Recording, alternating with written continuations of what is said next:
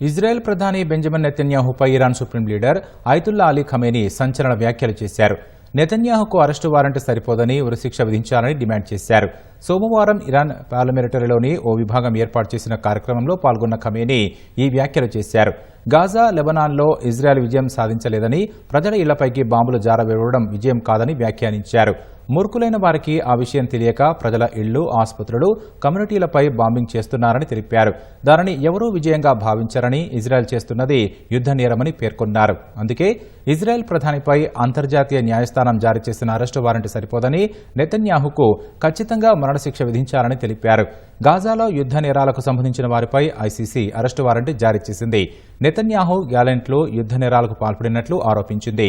America సహా పలు పశ్చిమ దేశాలు ఈ వారెంట్ను అమలు చేయమని తేల్చి చెప్పాయి. గాజాలో ఎటువంటి యుద్ధ నేరాలకు పాల్పడలేదన్న ఇజ్రాయెల్ ఐసీసీ వారెంట్ను తిరస్కరించింది.